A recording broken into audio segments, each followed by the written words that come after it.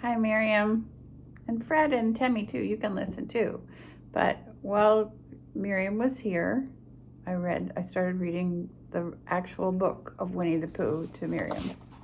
It looks like this. Freddie fell asleep pretty fast. So I'm going to finish the book chapter by chapter. We were in the middle of chapter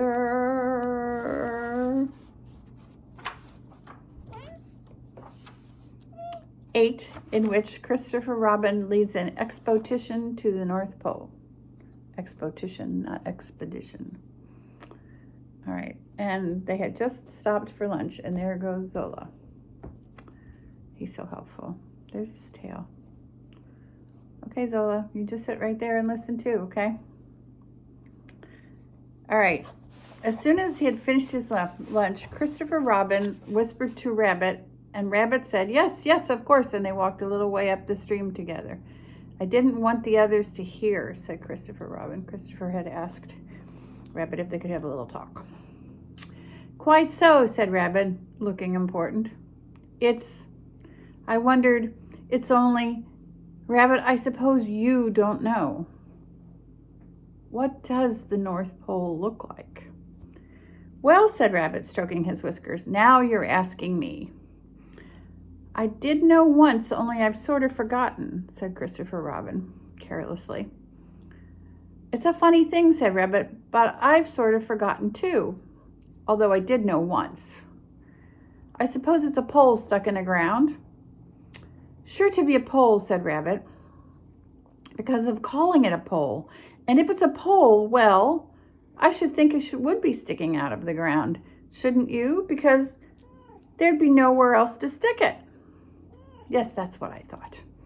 The only thing, said Rabbit, is where is it sticking? That's what we're looking for, said Christopher Robin. They went back to the others. Piglet was lying on his back, sleeping peacefully. Roo was washing his face and paws in the stream, while Kanga explained to everybody proudly that this was his first time he had ever washed his face, and Al was telling Kanga an interesting anecdote full of long words like encyclopedia and rhododendron, to which Kanga wasn't listening. Because Al likes to just talk. I don't hold with all this washing, grumbled Eeyore. This modern behind-the-ears nonsense. What do you think, Pooh? Well, said Pooh, I think. But we shall never know what Pooh thought, for there came a sudden squeak from Roo, a splash, and a loud cry of alarm from Kanga. So much for... Oh, wait, I need to show you the picture. There they are. And look, something happened. It looks like Roo ended up in the pond. All right, so much for washing, said Eeyore. Roo's fallen in, cried Rabbit, and he and Christopher Robin came rushing down to the rescue. Look at me swimming, squeaked Roo from the middle of the pool and was hurried down a waterfall into the next pool. Are you all right, Roo dear? Called Kanga anxiously. Yes, said Roo. Look at me and down he went over the next waterfall into another pool. Everybody was doing something to help. Piglet, wide awake, suddenly was jumping up and down and making, ooh, I say, noises. Owl was explaining that in the case of sudden and temporary immersion, meaning being dunked in the water, the important thing was to keep the head above water. Kanga was jumping along the bank saying, are you sure you're all right, Roo dear? To which Roo, from whatever pool he was in at the moment, was answering, look at me swimming.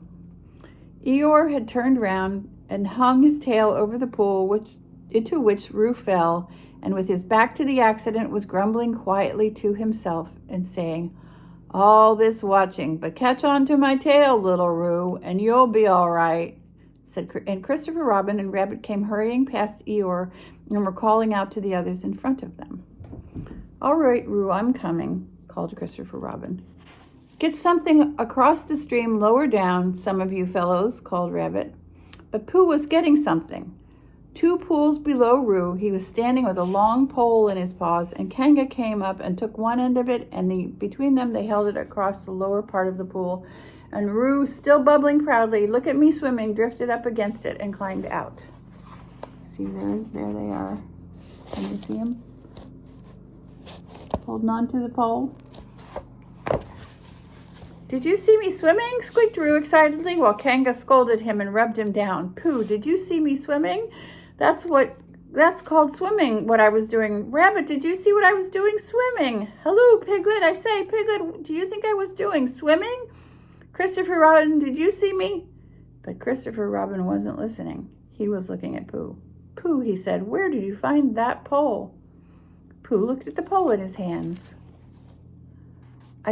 Oh look, here's an illustration of Eeyore with his tail in the water.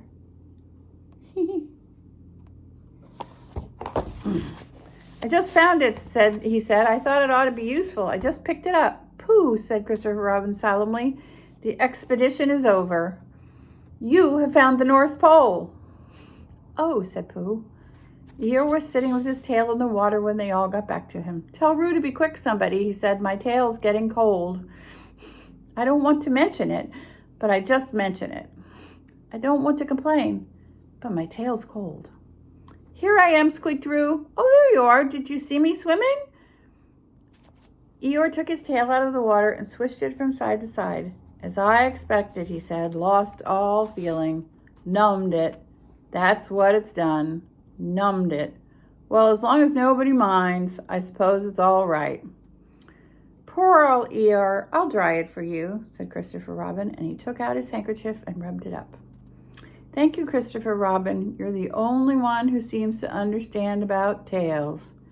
They don't think that's what's the matter with some of the others. They've no imagination. A tail isn't a tail to them. It's just a little bit extra at the back. Never mind, Eeyore, said Christopher Robin, rubbing its hardest. Is that better? It's feeling more like a tail, perhaps. It belongs again, if you know what I mean.